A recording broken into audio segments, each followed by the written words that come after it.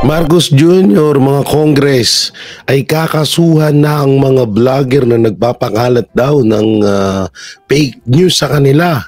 At ito si dating Presidente, dating Pangulong Rodrigo Roa Duterte ay nais muling ipatawag sa Congress hearing upang ipakontempt. So syempre bago natin yan simulan dito, welcome back to my YouTube channel, J. Guevara TV nga po pala, isa sa mga Banateros Brothers. At eto no, maganda mga pag-uusapan ho natin ngayon, mga nakaka-lurky. Oo, eto mga vlogger, no, kakasuhan daw ni Barbers. Oo, at eto si Torre, kinasuhan si Jason Sa. Eto naman BP Sara may isiniwala at mapatungkol sa China. At ito, ano pa ba to? Ito yung pinakalas dito, yung ipapatawag sa hearing ulit ng di umano nitong Congress. Oo, maraming nagsasuggest. At mukhang may plano pang i-contempt etong si dating Pangulong Rodrigo Roa Duterte. So syempre no, bago natin to simulan, don't forget to like, share, comment, and subscribe sa ating YouTube channel. Pakipindot na lang din po yung bell button para lagi tayo updated sa ating mga video araw-araw. So eto, ano ba unahin natin? Ito siguro. Oo, eto na siguro. Yan. Yan. Eto, yan. Oh, may kita nyo dito. Hindi pala napipindot. Uy, marami nagchat-chat. Dito ay may suggestion. Ito si Crisette Laureto Chu, namin nagchisin talaga. Pasensya na kayo dun sa ano. Dito sinabi niya, suggestion ko sa Congress, ipatawag nyo si PRRD4, lying grill nyo. Bakit nagsinungaling? Tapos pag di kayo nakontento sa explanation niya, ipa-condemn nyo. Makikinig kaming lahat na Pilipino. Hearing na hearing na hearing. Gago! Si Raul din si ano no? Si Raul din si ano Crisette Laureta Chu. Hindi, pero ako ito payag ako. Payag ako, promise, na ipa-hearing. Oo, kasi diba sinasabi ni Marcos Jr. Sinungaling si PRRD. So ipa-hearing. Mas maganda to, magandang laban to. Ikaw ba na nanonood? Payag ka? Hindi kasi ako payag ako. Hindi dahil against ako sa Duterte, hindi ganun Never mangyayari yun sa tanang buhay ko kahit pantay na ang dalawang pako. Gago! No? So ako kasi gusto kong mangyari yon dahil para talagang malaman namin talaga kung talagang nagsisinungaling si PRD, kasi yun ang sabi nyo. Yun ang sabi ni Marcos. So mas maganda para magkaalaman magharap-harap, di ba? Tingnan na lang natin kung sino yung mapapahiya. May mababasag na naman. May mangangamot na naman. Tapos ipa-contempt nyo. Tignan nyo lang kung ano yung mangyayaring kaanuan sa sa tawag dito sa comment sa mga Pilipino.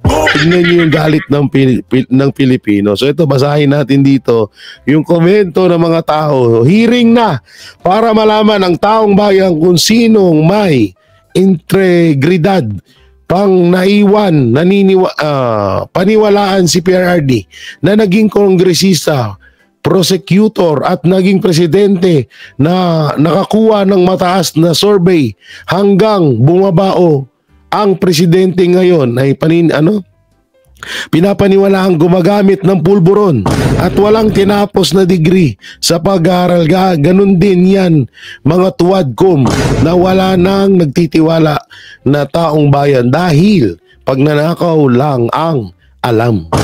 Yun na ang halimbawa, yung pagbu kay Hontiveros sa Cebu. Basta ako PRD pa rin dahil siya lang ang may alam. Yeah, sabi ni Norma Didia. O nga pala speaking of bu kay Hontiveros. Alam nyo, malaking sampal sa pagmumukha nila yun. Piruin mo, ibubu ka. pumunta ka na doon, binuka pa. Hindi kasi ito, alam nyo, hindi ko lang alam kung bakit hindi nila to alam. Pero alam natin at alam nyo na itong mga to ay panggap lamang pag mga dumadalo sa mga ganyan. Alam natin na na sila ay kumukuha lamang po ng atensyon or kumukuha ng pansin sa inyo para makuha ang inyong mga boto na kahit alam naman natin hindi yun bukal sa kanilang puso, sa kanilang saloobin. Hindi bukal yun sa kanila. Yung mga ganong gawa niya, tuloy nabuko yun. At mapatungkol dito sa hearing na to, kung sakaling mangyari to, ay magandang suggestion to ni Crisette Laureta Chu na ipatawag si PRD kung talagang nagsisinungaling yun, kung talagang mapapatunayan nyo. Ay maganda hong laban to. At alam naman namin na talagang hahabangan to ng buong Pilipinas dahil alam naman namin kung gaano kayo magsinungaling. Hindi ako, payag talaga ako. Pasensya na ha. Baka mamaya may ma-open kasi Jay, grabe ka, alam mo matanda na. Hindi sa ganun eh. Huwag natin malaitin ang kakayanan ng isang Duterte. Oo, nandun na tayo sa point na mahina na si PRD. So, lahat naman tayo, tutungo naman dun. Ang pinupunto ko kasi dito is para masupalpal. Kasi kada may lalabas ng mga ganitong pahayag, ganitong kabalbalan ng gobyerno, sinasabihan nila sinungaling, 'di ba? Laging ganoon sinungaling, hindi totoo 'yan. Na kahit alam naman natin na talagang totoo yung nangyaring 'yun. Katulad na lang niya, ito, paulit-ulit ng halimbawa. Kung sino tunay na sinungaling? Si PRRD ba o si Marcos? Noong nangyaring panggigipit sa KOJC, bakit sinabi ni Marcos na walang mga baril at walang pangyayaring dadahas doon sa mga membro ng Kingdom of the Jesus Christ? Aber? O ngayon, sino sinungaling? Diba? Nabalita pa yun. At ang pinakamalupit dito, kami yung testigo doon, kami yung talagang naglahad ng tunay na doon. Tunay na, tawag dito, tunay na nangyari dun. So ano yun, nakalive kami, na-edit namin yung video. Sipin nyo maigi yun. So sino ang tunay na sinungaling? Halos lahat, di ba? Katanya, pondo dito, pondo dyan. Yung confidential fund ng Vice President pinag-uusapan, pero yung confidential fund ng iba't ibang ahensya ng gobyerno, hindi pinag-uusapan. Confidential fund ng Pangulo, hindi pinag-uusapan. Confidential fund ng mga congressman, hindi pinag-uusapan. Confidential fund ng mga senator, hindi pinag-uusapan. So paano nyo mapapatunayan yun? Diba? Na kung kayo-kayo nga, hindi nyo pinag-uusapan yung sa inyo. Malay ba namin kung, ano yan, lahat kayo matino, tapos Duterte masama? Ganun na ba yun? Lahat kayo matino dyan, tapos Duterte lang masama. Magtitigil-tigil kayo. Ako, payag ako dito sa hearing na to. Medyo, sa totoo nga lang, medyo excited ako. Excited ako na masupalpal na naman yung mga tulongges. Gusto kong masupalpal na naman sila.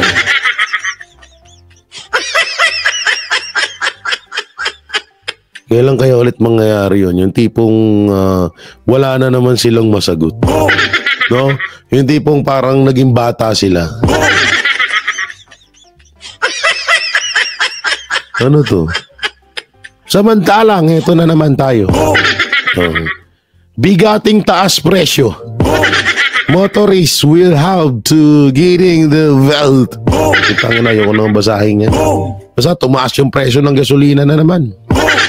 Diesel, 2.70. Gasoline per liter, 1.65. Kerosene per liter, 2.50. Wala nang mangyayari, puro na lang pagtaas. Wala nang nangyaring pagbaba dito sa Pilipinas. Lahat na lang pagtaas eh. Wala na. Kaya wag na kayo magmotor, ibalik na lang yung mga kalabaw. Magkalabaw na lang tayo guys, kahit papaano baka makatipid pa tayo dun. Kasi dito, parang parang mangyayari dito. Puro tawag dito, puro pagtaas na lamang, no? Ito pa, ito yung nagkakaso, no? House to approve vloggers. Malingning, Quadcom, say barbers. Ayan, magkakaso na naman sila sa ang init-init nila sa mga vloggers, no? Samantalang ito yung balita dyan, mapatungkol dyan sa vloggers na yan. So ito, panoorin natin. Okay, play. Inihayag ni House Quadruple Committee Chairperson Robert Ace Barbers na iimbestigahan nila ang mga vlogger na umano'y naglalabas ng peking impormasyon. Ako na pag ang hirap dito, no? Pag against sa kanila, peke. Pero pag pabor sa kanila, ay, sorry. Gago! Anak ng teteng, peke. Paanong peke? Yung mga relo-relo nyo, peke ba yun? Yung sinabi ni Barbers na i-extend pa yung termino ni PRD dahil napakaganda ng war on drugs doon nung panahon ni PRD, peke ba yun?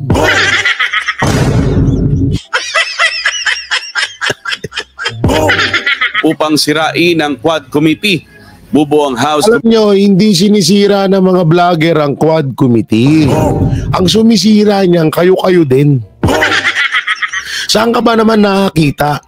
First time in history of the Philippines na isang NPA pinakontempt ang isang attorney. Na isang NPA pinakontempt ang isang general. Dahil anong sapat na batayan? Committee na inihayag. Mamaya ka na magsalita. Ang mo, nagsasalita pa ako eh. Tukod ko rin ngayong ngalang-alam mo. Sasalitain pa ito, bastos ka. So, joke lang. Saan nakakita ng ganon? Tapos yung batayam ng contempt is, dahil hindi mo lang nagustuhan yung sinabi. Saan nakakita ng ganon, di ba? Tuloy natin to. Inihayag ni House Quadruple Committee Chairperson Robert Ace Barbers na iimbestigahan nila ang mga vlogger na umano'y naglalabas ng peking impormasyon upang sirain ang Quad Committee. Bubuo ang House Committee ng Tri-Committee upang alamin kung ang vloggers na ito ay may koneksyon sa mga illegal na Philippine offshore gaming operators o POGOs. Gago!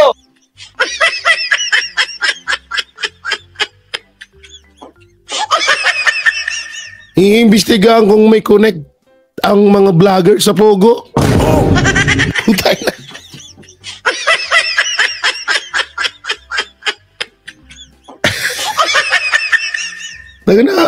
Paano nangyari yun?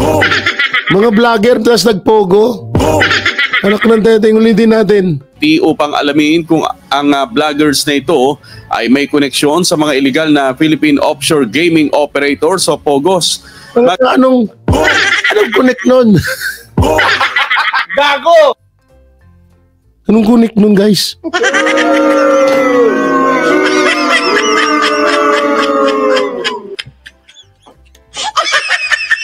Tongina, wala. Di kasi ito akala ko ba fake news?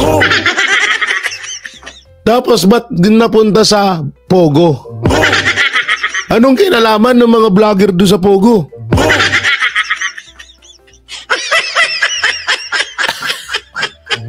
Tapos alam ko na. So ganito mangyayari. Papupuntahin yung mga vlogger.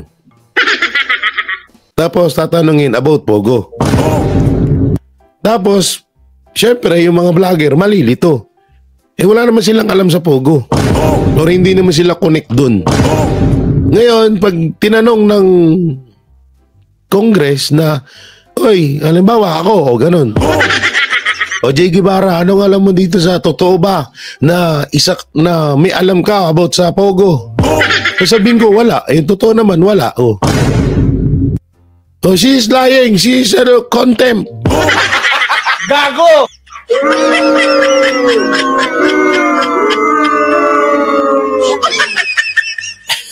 Di ba? Anak ng teteng naman. Siyempre, malamang, i-deny ng mga vlogger yan dahil wala naman talaga silang alam dyan. At hindi sila anong connect ng mga vlogger? Duta na ginawa ng issue yung mga vlogger, ang lupit. Ay, naku po. Connected na naman sa mga Duterte. Ang galing. Ito idol ko talaga kayo, promise. Ang galing nyo. Para lang magkaroon ng hearing, papatawag yung mga vlogger para saan? Sabi nila, fake news daw. Tapos, ang i-connect na kwento is about sa Pogo.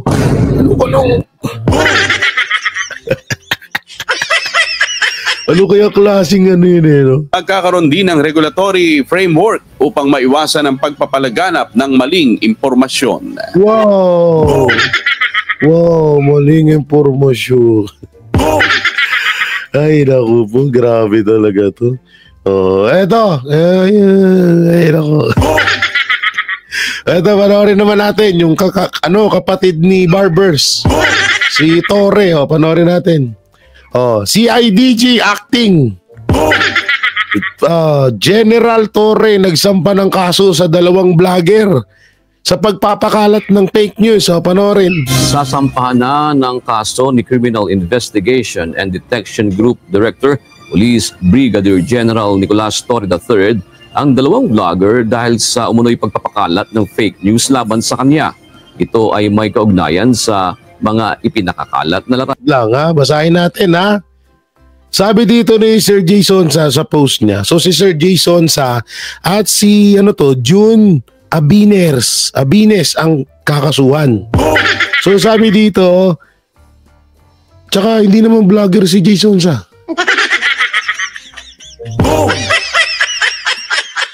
Hindi naman vlogger yan Nagsugod na ang gaba. Nagsimula ng magbaba ng rusahan ng ama sa mga taong umabuso sa kapangyarihan at nagmalabi sa mga inosenteng relihiyon, missionary ng KOJC. Isinugod sa paggamutan ng isang namumuno sa pagkubkob sa religion compound ng Kingdom of Jesus Christ. So, wala namang sinabing pangalan dito. So, ang dami naman nung nasa picture. So, dito, eto pa. Sabi naman ni June Abines, isinugod daw. So, may daw. So, ibig sabihin, parang hindi totoo. Kasi may daw Sa hospital, si General Nicolas Torre. Ano kaya ang sakit niya? Mukhang malala. Padalang kaya siya ng bulaklak ng Malacanang? O baka kay OJC pa, mag-pray para sa kanya. Ito kasi, yung ginamit ni June is may daw. Ito naman, yung ginamit ni Sir Jason wala namang pangalan. Medyo nakakataka lang Medyo nagtataka lang ako dito kasi parang naging OA naman ata. So, parang naging OA naman ata itong kaanuhan ni Torre. Ang tapang-tapang mo, general ka, tapos parang balat sibuyas ka. Ano ba naman? Tawan niya sa social media hinggil sa umano'y pagkakaratay niya sa ospital na anya'y nakakaapekto sa kanyang pamilya at mga kaibigan. Ayon kay Brigadier General Torre, kabilang sa sasampahan niya ng kasong libel ay ang dating mamamahayag na si Jay Sonza. Bukod kay Sonza, may isa pang vlogger ang kakasuhan ni General Torre. So I'm going to file cases against them. At saka yung mga kumakabatikos ay talagang akala mo silang nakakaalam ng lahat. So ito lang challenge kasi dyan. Kung talagang tama sila at matapang sila, isulat nila, pirmahan nila, at i-file nila sa korte. Ano mo ikaw na? Gago! Ano kami inutusan? Pipirmahan? Ba't namin pipirmahan? Naulo ka ba? Kinuha pa kami tanga.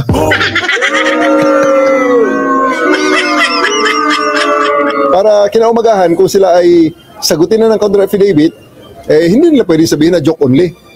Kasi yun ang nangyayari. Joke only. Ang galing-galing magsalita, Pero pag tinanong mo na sa Kongreso, i-deny na. At pagkatapos, ang pinaka-worst niyan, sasabihin, joke only. Yan. Doon na natapos yung sinasabi niya, joke only. Ayop ka, Tore. Ito, may interview siya dito eh. Naman natin. Nakatakdang magsampa ng panibagong reklamo si PNP CIDG Director, Police Brigadier General Nicolas Torre III laban sa mga broadcaster at vlogger na nagpapakalat ng malaking impormasyon ukol sa kanya. Nagbabalita at nagseserbisyo si Marlene Padiernos. Marlene. Baka magkaiba kasi yung interview eh. Jeff, magsasampa muli ng panibagong kaso si PNP CIDG Director, Police Brigadier General Nicolas Torre III laban sa mga individual na nagpapakalat ng maling impormasyon laban sa kanya. Sa ambush interview sa Campo Crame, tahasang binanggit ni Torre na sasampahan niya ng kasong cyber libel ang dating broadcaster si Jay Sonsa at isa pang vlogger nang dahil sa pagkapakalat niya ng mga maling impormasyon tungkol sa kanya. Mga larawan at pahayag na nagpapakitang isinugod umano sa pag-umutan si Torre dahil... Sayang di pala totoo. Gago! Sa malubhang karamdaman nang dahil sa umunoy marahas itong pagkubkob sa KOJC compound. Ito naman! Putang ina mo pala eh. Gago! At hindi ba maras yung ginawa nyo doon? Gago. Ano yun? Parang kami papapalabasin mo sinungaling? Gago ka pala eh.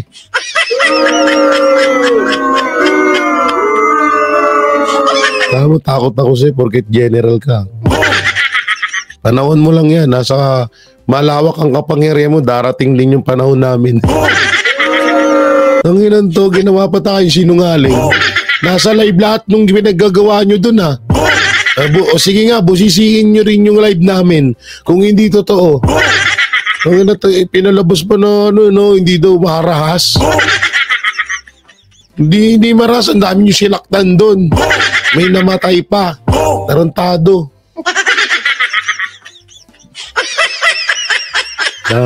Gago lang ang buti. Ang mga tinutukoy ng general ng mga ebidensya nagpapatunay na ipinapakalat ng fake news ng mga ito laban sa kanya. Gate naman ng CIDG Director, fake at Photoshop ang mga larawang kumakalat. Gago! Fake at Photoshop? Siguro yung pagkakahimlay. Ay, pagkakahimlay tuloy. Anong... Samid na tuloy ako.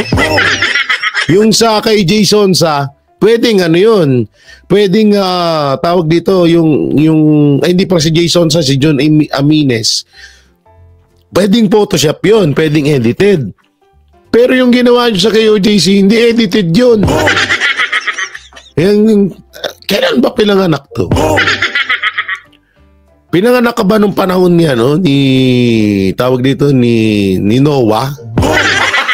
Gago! Tapos lahat ng nagkaubos-ubos. Hindi mo alam eh.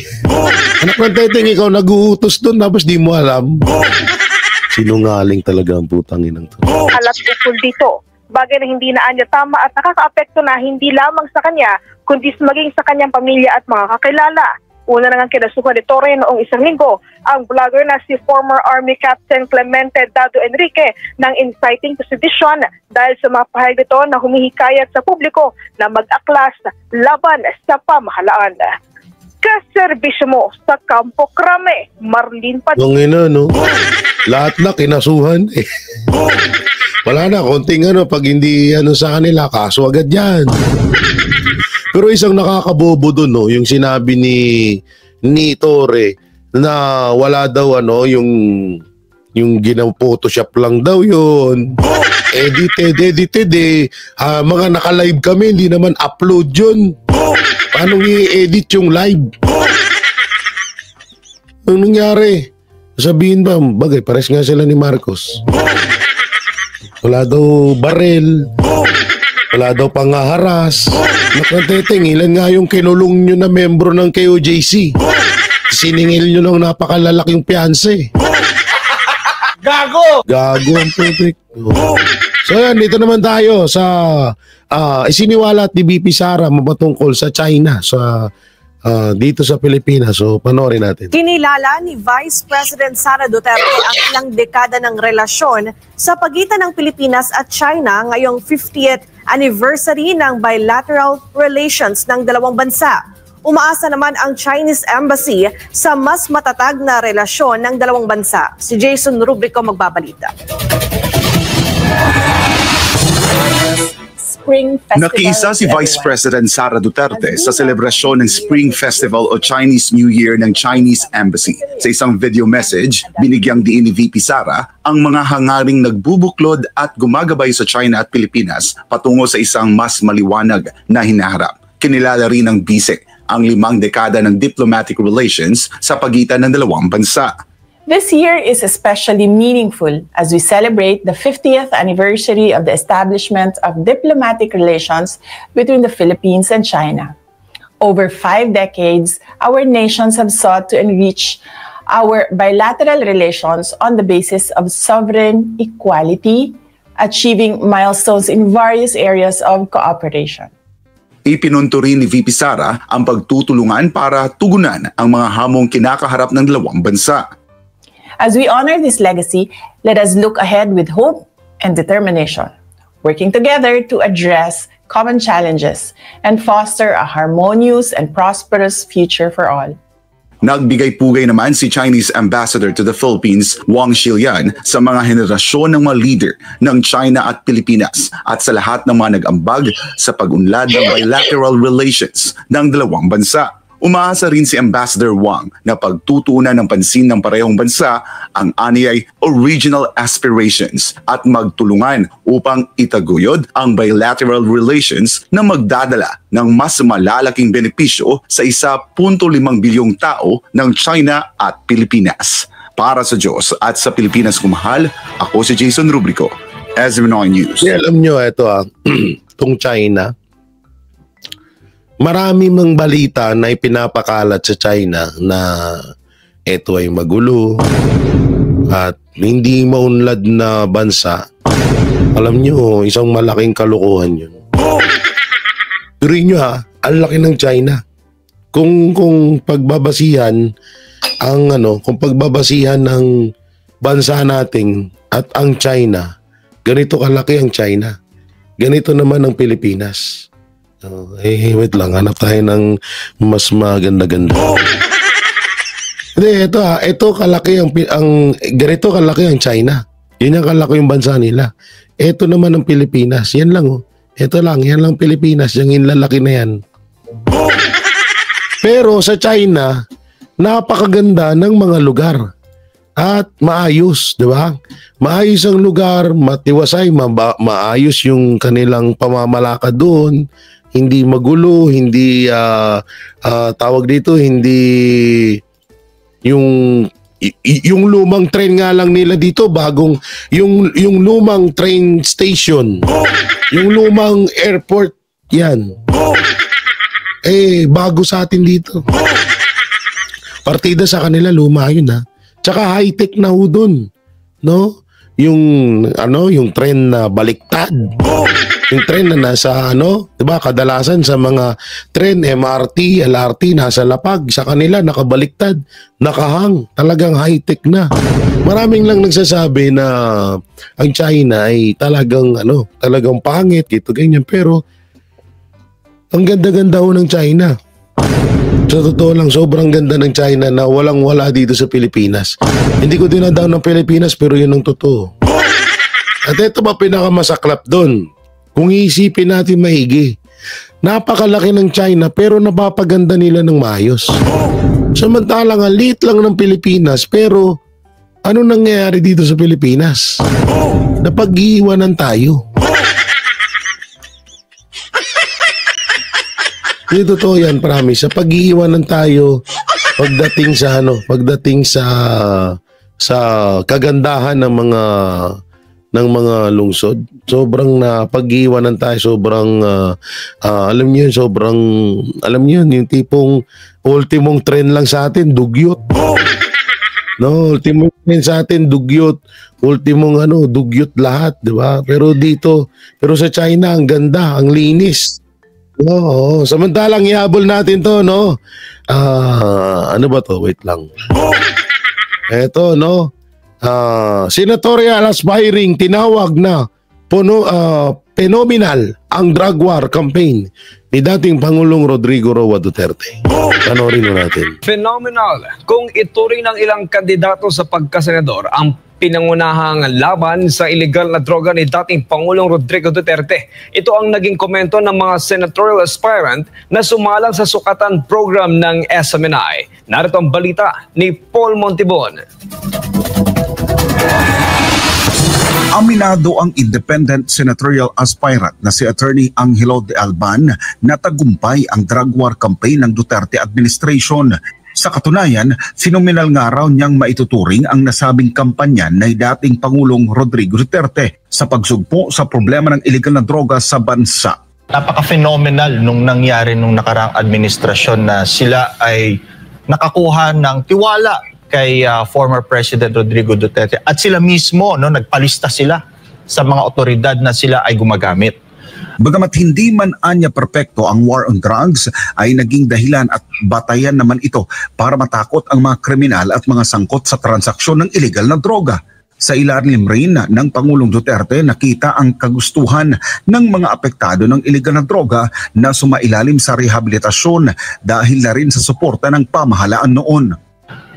Siguro kung meron tayong gagawing batas dyan, ay dapat mapondohan yung rehabilitation nila. Kasi kung sila ay nagpalista, ibig sabihin, tinatanggap nila na sila ay drug user. That's one.